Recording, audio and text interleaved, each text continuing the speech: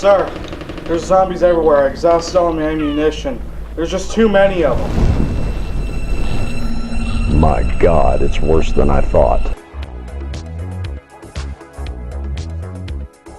What we do, sir? I'll tell you exactly what we're gonna do. We're gonna make them a happy Halloween sign.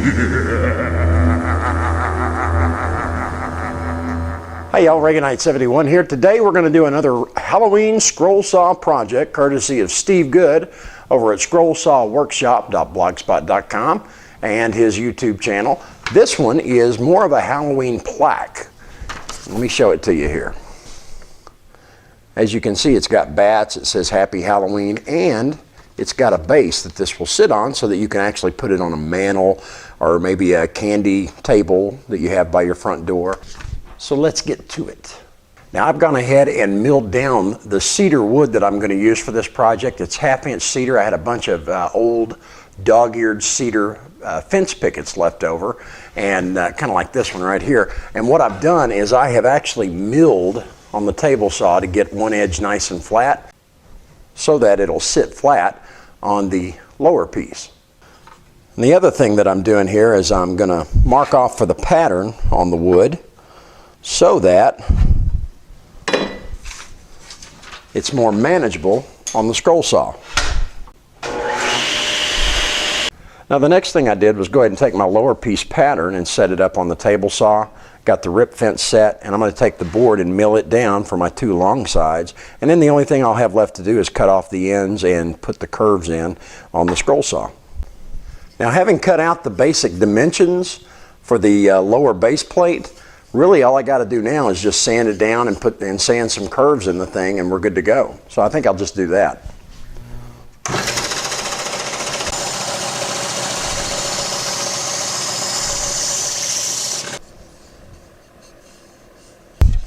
Now the next thing I'm going to do is I'm going to take a real rough, it's like 50 grit sandpaper, and I'm just going to strip this thing off, and then I'm going to come behind it with a fine sandpaper. Get most of the sanding done, that way when I've got fragile fretwork pieces I won't have much to do at all. When you're using a belt sander, make absolutely certain you keep it moving, otherwise it'll eat into the wood. Now I've gone ahead and sprayed my pattern down with spray adhesive. There we go. Now I'm going to go ahead and wrap it with clear packing tape. That's going to keep the blade cool, but more importantly, it's going to keep this fragile cedar wood from splintering and give a little extra reinforcement and protection to this stuff as I cut out the fretwork. Now I'm just going to go ahead and drill out the pilot holes. I've got 18 inside cuts, so 18 holes it is.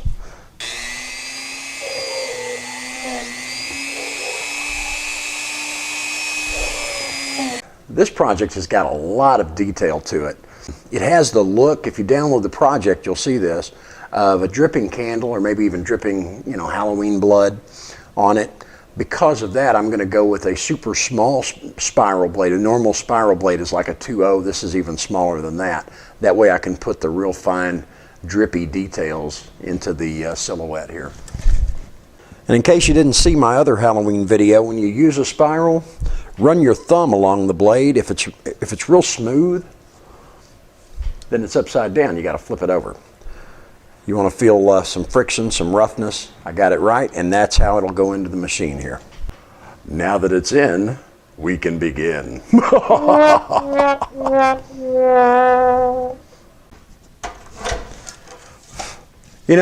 I just thought of something. Because of the way the pattern is designed, this would make a really good first project for a new scroll sawer, especially using the spiral blade, because if you have shaky hands, it's not going to matter that much.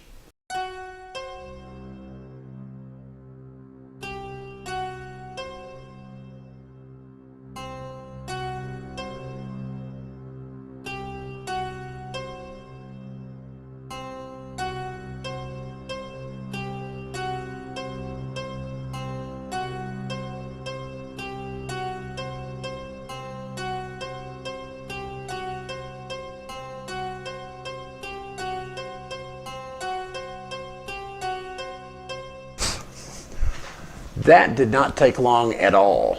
I've got all of my inside cuts done. I had a few that I thought were, but I can see where I can just bring the blade right through and scroll it out as I do the outside cut. This only took about 12 minutes. Now I'm going to cut the perimeter out and we'll have all of our cutting done. Now, if you've seen my other videos, you know what I'm going to do next. I'm going to add a little bit of mineral spirits to a rag here. And this paper that's still stuck on there from the spray adhesive is going to come right off in about 30 seconds.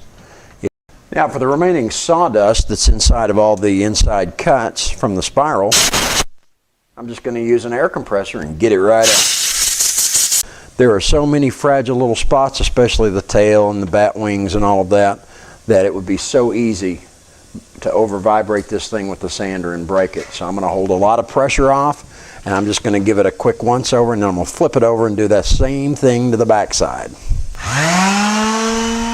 Now, another thing that you can do while you're sanding is when you have fragile areas like this, the vibrations are what's likely to break it, especially on brittle cedar.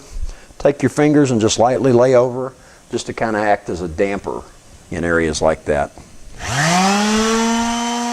Now that I've got it sanded, one more time with the air compressor. Oh yeah, that's going to look good. Make sure you're going at low angles, that way you get it all into the fretwork real good. That's going to look really, really good. And then once you've gone all the way around your project, come straight down from the top. One of the things that I absolutely love about Deft is it's dry to the touch, and we can flip it over and work with it in 20 minutes. So I'm going to set this aside and we'll come back to it. Now when you flip it over, if you do have a little bit of run on, you can take a little bit of double-aught steel wool and just rub it down, and then they'll be ready to spray. Don't forget, low angles.